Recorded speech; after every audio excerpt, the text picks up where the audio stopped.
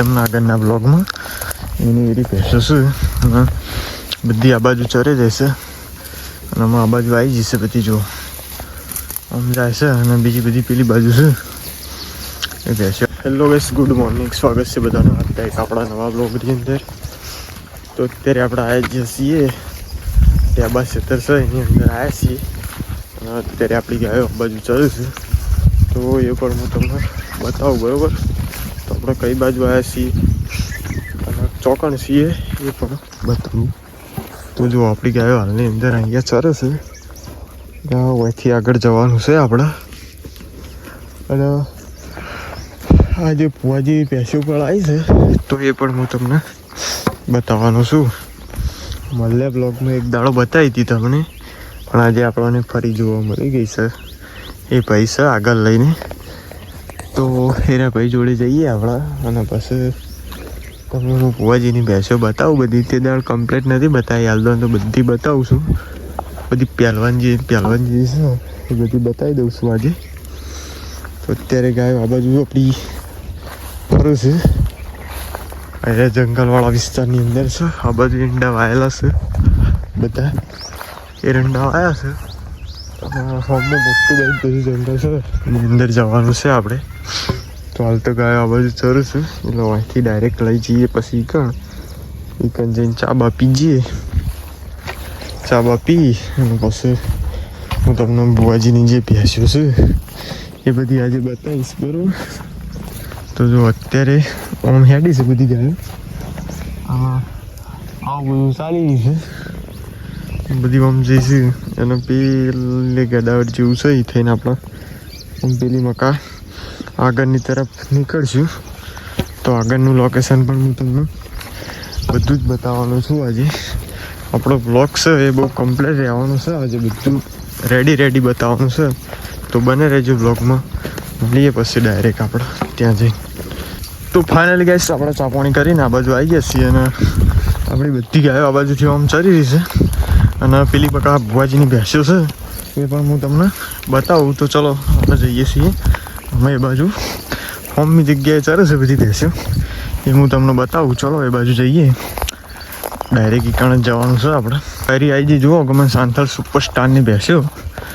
અને જો બધી પહેલવાનજી છે તે દાળ બતાવી હતી તમને આગળના બ્લોગમાં, એની એરી ભેંસો છે અને બધી આ બાજુ ચરે જશે અને આમાં આ બાજુ આવી જશે બધી જો આમ જાય છે. અને બીજી બધી પેલી બાજુ છે એ ભેંસો હવે એ જાય. જો એક એ જાય ને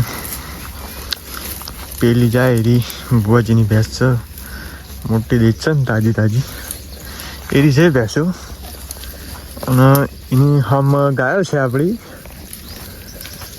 બીજી બાજુથી, ને એક બાજુ આપણો ભાઈબંધ આવે છે ખાસ, મારો કલેજો આવે. એ કલેજાને તમારે જોવું હોય તો એ હાલ જોવા નહીં મળે, કેમ કે સેલિબ્રિટી છે, એને 41-42 કે ફોલોવર્સ છે. એટલે એ હાલની અંદર આપણા જોડે ઉભો ના રહે એવો માણસ છે. તો આરી જોઈ લો ગમે સાંથળની ભેંસો છે, મોટી શેકવાળી છે. અને જે હ ને આ ભેંસો વાળો એ બહુ સાચો એટલે આવી બનાવી દીધી. હા, કાઢીને શું છે. ચલો તમે મળીએ પછી, બને રે બ્લોગમાં. આગળ જવું તો બતાવે. તો બસ ફાઇનલી ત્યાંથી આપણે આવીએ છીએ આ બાજુ. ભુવાજીની ભેંસો જઈ ઘર મકા, જેમ કે 3-3:30 વાગી જતા એટલે એ ભેંસો જઈ ઘર બાજુ. અને આપણી ગાયો આરે ખેતરમાં આવીશ. જો એટલે ખેતરની અંદર આપણે અત્યારે ચરે છે ને ભેંસ જો સોયલે ઊભી થઈ જશે તો આપણી, કેમ કે એને બહુ તાપ લાગે છે એટલા માટે ઊભી થઈ જશે. અને ગાયો બધી આ બાજુ આપણી ચરી રહી છે. જો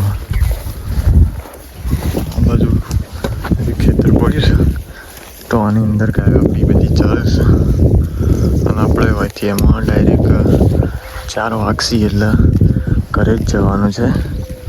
4 વાગે એટલે જઈએ છીએ, ત્યાં સુધી અહીંયા જ ચારવાની છે. અને અહીંયાથી પછી ડાયરેક્ટ પાણી પીવરાઈ અને ઘર બાજુ લઈ જશું. તો જો અત્યારે આમાં આવું ચરે એવું છે તો આમાં સરસ છે અત્યારે. જો બગલો પણ આવી જશે.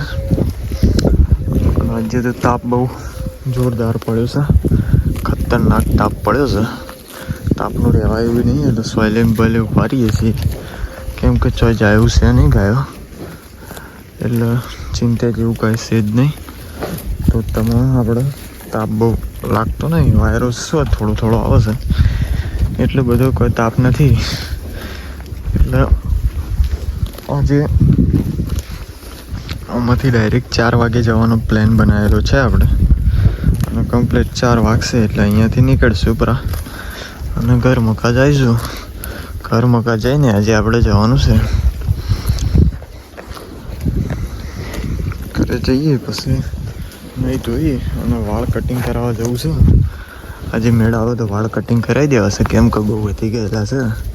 એટલે અહીંયાથી નીકળીએ નહીં ભાઈ, અને પછી વાળ કપાવવા જઈએ. બરાબર, તો બ્લોગમાં બને રહ્યો, આગળ જઈને આપણે મળીએ. બરાબર, તો મિત્રો ફાઇનલી 4 વાગી હશે અને ગાયોમાં ચરતી આ બાજુ વળી છે. જો બકરી રડી બધું મળી આવી ગયેલું છે. તો અમે અહીંયાથી આપણો 4 વાગ્યા છે એટલે ફાઇનલી અમે નીકળીએ છીએ ઘરમાં, કેમ કે અમે વેળા થઈ જશે એટલે આટલાથી નીકળીએ.